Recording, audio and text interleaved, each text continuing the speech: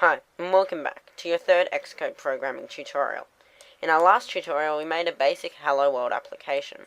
Today, we're going to learn how to switch views in an application, or activities, or screens, or whatever you want to call them, so you can have a multi-window application that can do more than one thing. We're going to look at a few ways of doing this, using storyboards, and how we can do it, say, when the application opens, when you click a button, and many more ways. So let's get started. I've opened up Xcode and I'm going to create a new Xcode project. For now I'm going to do a single view application and we're going to add another view. It is a fairly simple thing to do and I'll show you how. In our product name I'm just going to call this switch view. And I'm just going to make it iPhone. Make sure you're using storyboards, otherwise none of this will make any sense whatsoever. Then click create and you've got a new Xcode project. So the first thing we're going to do is create a new view. To do this, we need to create a .h and a .m file for viewController2, which is what we'll call it. You could call it anything you want. You could call it InfoView or MySecondView, whatever you want, really. So the first thing we do is we're going to our storyboard, and as you can see, we've got one scene, but we need another scene of view. So to do that, click on this zoom out button, click on the text that says viewController, and move it to the side so you got a bit of working room.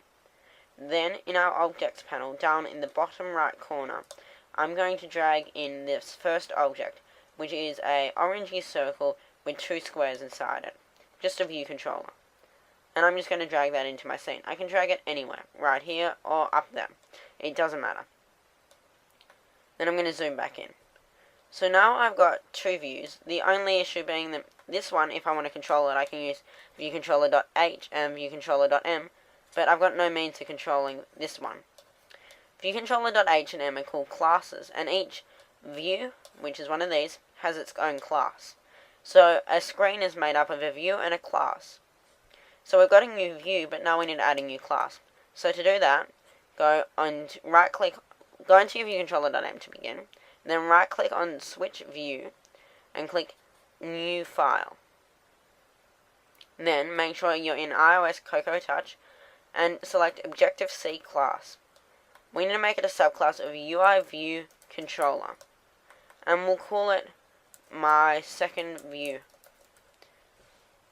And make sure these boxes are both not ticked, unless you're using an iPad, of course, in which case you can select targeted for iPad, but it makes no difference seeing that we're using storyboards. Click Next, and click Create. Don't change the save location.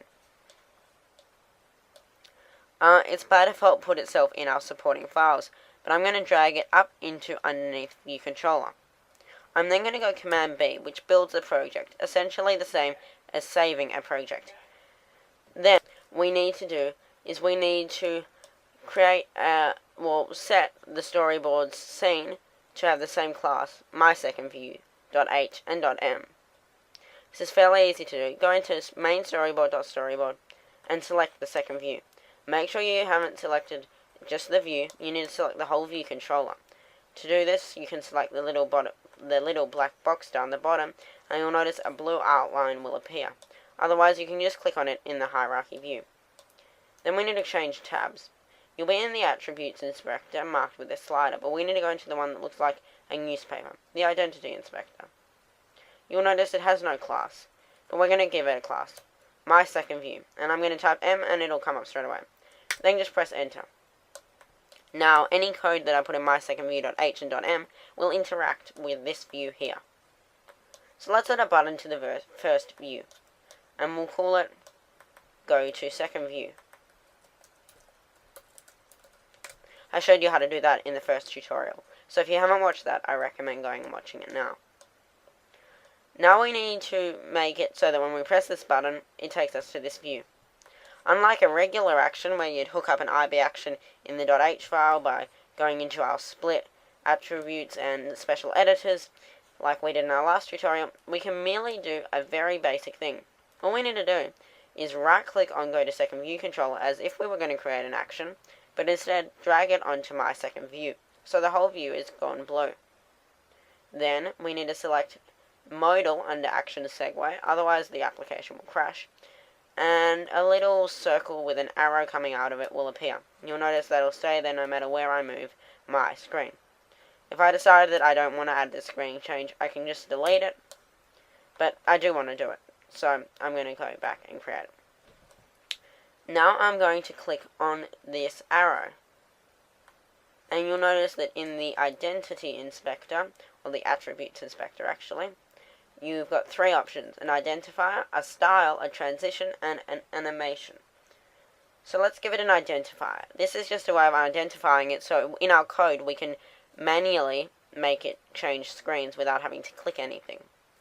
So let's give the identifier second view. That's what we'll call it. You can call it anything you want. It's just a name of the transition. Make sure the style is still modal, and if you accidentally set it as push at the start or custom, you can change that now. Then you can select a transition. There's 4, and you can fiddle around with them as much as you like in just a moment. And I'm going to select Animate Yes, because I want to add an animation. Now, I'm going to run it in my iPhone simulator. So click Run, and wait for it to run in the simulator. Now if I click Go to Second View, I'm now in my second view. It's hard to see, so let me drag in a segmented control into my second view. Well, no, I'll drag in a button, seeing that we've used those before. And you'll notice that when I go into my second view, there'll be a button there. And there's our button. It doesn't do anything. So let's call this button back. And the same way that we just created our Go to Second View button, we can do the same thing with the back button. Right click and drag back to the first view. Then select Modal, and then click on the modal transition. Now it's kind of hard to see which is which here.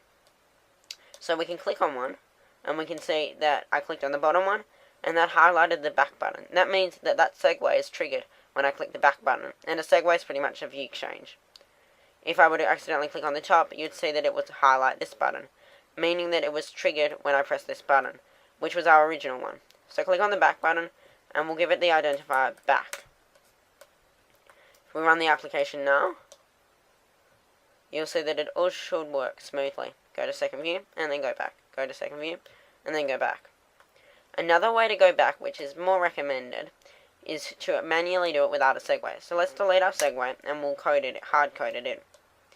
The one thing you will notice though is that it can get messy when you're using storyboards with a lot of segues, so try and arrange them in a way that you can easily see all the different segue transition arrows. Let me make my Xcode window wider, and then we'll go into our assistant editor, and we'll create an action for when the back button is clicked. So after add interface, add a curly bracket and press enter. Then right click on back and drag to under the curly bracket, select the connection to be an action, and we'll call the action back. Make sure automatic was selected so that you're not putting it in viewcontroller.h. You're putting it in mysecondview.h. Then go into mysecondview.m, and you'll notice that a new method has been created for us. Before I continue, let me show you what the app looks like now. As you'll notice, when I click go to second view, the back view comes up from the bottom, and then when I click back, it comes up from the bottom again. It doesn't look like it's going backwards. It looks like it is just stacking up view upon view upon view. And it is. And that's why this method isn't recommended. And that's what we're going to change. So now I'll do a square bracket and type self, dismiss, modal view controller animated. And go the second one. The first one will have a red line through it when you use type ahead, and it'll say deprecated. That just means that it's no longer used in iOS 6. For animated, you'll see that the first thing selected is a bool, and that's whether or not you want it to be animated. A bool is either a true or false value, which in Objective-C is known as a yes or no value. I want mine to be animated, so in all capitals, I'll type yes. Completion, I'm going to do nil, and then close square brackets and press semicolon. Now you'll notice something strange when we run this application. If I click go to second view and then go back, rather than just stacking view upon view, it opens up the view from the bottom and then it dismisses the view. It's a much better way of doing it.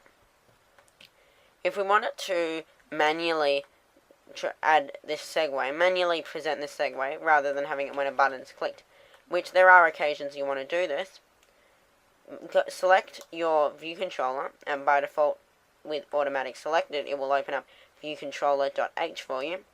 Right click on go to second view, and create an action. Connection, action, and name, and we'll call it go to second.